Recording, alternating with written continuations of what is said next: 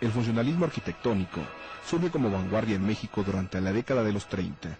Se acepta y desarrolla en los años 40, en medio de polémicas y confrontaciones entre quienes pugnaban por una arquitectura al servicio de la población trabajadora y los que perseguían el mercado de clientela. Al mismo tiempo, se daba la polémica de la identidad de la arquitectura mexicana.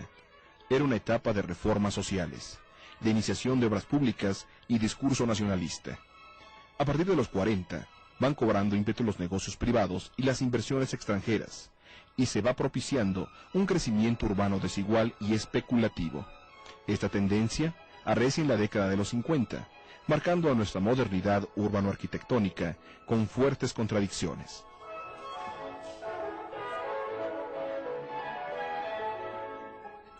Las primeras obras funcionalistas se producen a fines de los años 20. José Villagrán García realiza en 1925-1927 el conjunto del Instituto de Higiene y Granja Sanitaria en Popotla, en el Distrito Federal.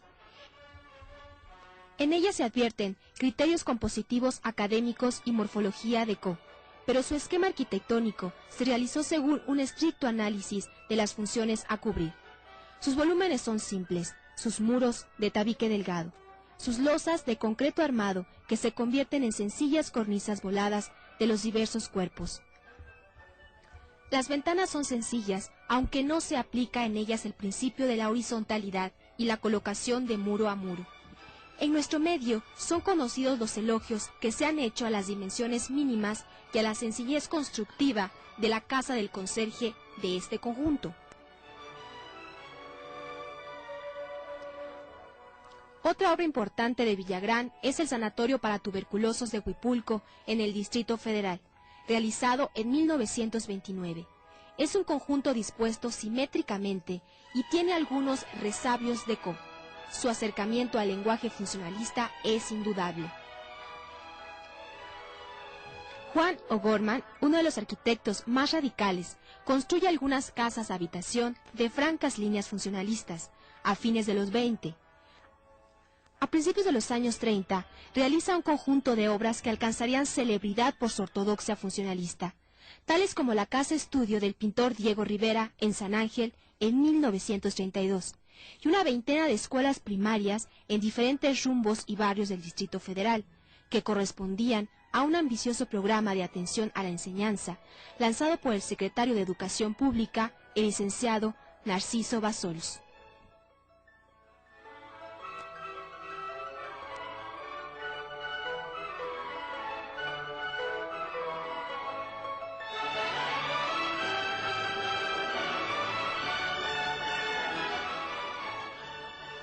La casa estudio de Diego Rivera tiene una estructura de concreto armado, muros delgados de tabique, ventanales de hierro estructural sencillo, volúmenes simples sin ornamentación alguna. Es de un estricto purismo resultado del principio de que la forma surge de la función. El volumen del estudio sesga hacia el norte su gran paño de vidrio con la finalidad de darle las condiciones óptimas de iluminación. Su techumbre es del tipo dientes de sierra, que hacen más eficiente la iluminación. Se adosó una escalera de concreto, de forma helicoidal, para garantizar el acceso independiente con respecto a la habitación. Todo ello le imprime un inequívoco lenguaje funcionalista. A un lado de este edificio, el mismo O'Gorman construyó una casa-habitación para Frida Kahlo, y unió ambas con un delgado puente de concreto. Para subrayar su carácter funcionalista, de verdadera machine à vivre, o sea, máquina para vivir en ella, la casa-taller de Diego Rivera ha sido comparada con la que realizó Le Corbusier en el Parc de Montsouris en París, para el pintor Rosenfant, en 1922. Pero la casa de Rivera tiene diferencias con respecto a la de su homóloga francesa. Esta se construyó una década antes. La vegetación de la de Rivera es de cactus y sus colores mexicanos. A tal grado eran intensos que fue calificada, en la polémica de 1933, de Casa del Diablo. Los principios funcionalistas eran ideales para responder a las demandas del secretario de Educación Pública, Narciso Bassols, cuando pide al arquitecto O'Gorman escuelas en las que no se desperdicie 1 metro cuadrado de terreno, un solo peso, un rayo de sol.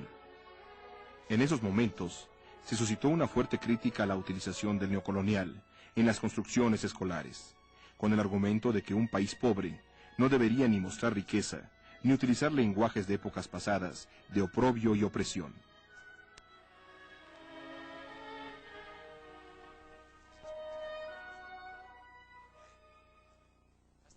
Esta manera de pensar era propia de las vanguardias y O'Gorman lo expresaba fielmente. Incluso, tanto en la polémica del 33 como en otros escritos y alegatos, los arquitectos radicales y especialmente O'Gorman sostenían que la belleza arquitectónica era una resultante, ya que lo prioritario era el servicio al usuario, el costo bajo, la funcionalidad y la rapidez en la ejecución. Por cierto, esta arquitectura técnica llegó a ser una línea educativa importante, al crearse en 1932 la Escuela Superior de Construcción y en 1937 la Escuela Superior de Ingeniería y Arquitectura del Instituto Politécnico Nacional con esos principios.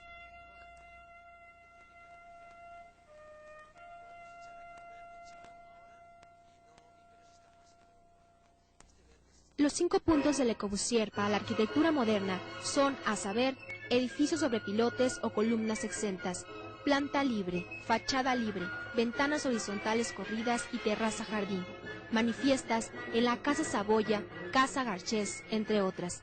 Fueron tomadas por los arquitectos radicales como paradigmas de modernidad. Junto a O'Gorman, quien los aplica con claridad en el Sindicato de Cinematografistas, Enrique Yáñez, otro importante protagonista de la línea radical, los emplea en la Casa Habitación de las calles de Ometusco en 1936. En su casa taller de las calles de Emparán en 1939 y en el paradigmático Sindicato Mexicano de Electricistas, todos ellos en la Ciudad de México. Esta obra se construye en una etapa de auge del movimiento sindical, el sexenio de Lázaro Cárdenas. Es un organismo complejo y polifuncional con una planta modulada estrictamente. Su estructura de concreto lleva al mínimo las secciones resistentes y todo está realizado con la escuetez y precisión de la machine à vivre. Ofrece múltiples de tipo sindical, médico, administrativo y cultural. Y así, el auditorio no solo se proyectó para asambleas, sino para desarrollar actividades teatrales. Son de destacarse el mural antifascista de Siqueiros, situado en el cubo de la escalera, y el gran parapeto de concreto de la fachada, en el que se alojan las siglas del sindicato y tiene una ranura para accionar armas de fuego, sobre todo ametralladoras para la defensa del inmueble de los ataques de los enemigos del movimiento obrero.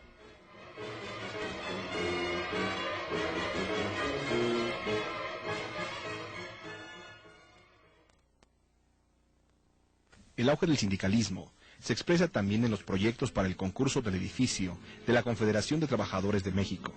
Aunque no se construyó, las propuestas quedan para la historia como una manifestación de la Liga del Funcionalismo arquitectónico con un medio social de impulso a demandas y requerimientos de la población trabajadora.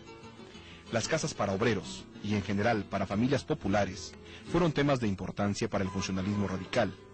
Una de las primeras propuestas de este tipo fue sin duda la casa que construyó Juan Legarreta en el barrio popular de Peralvillo en 1930.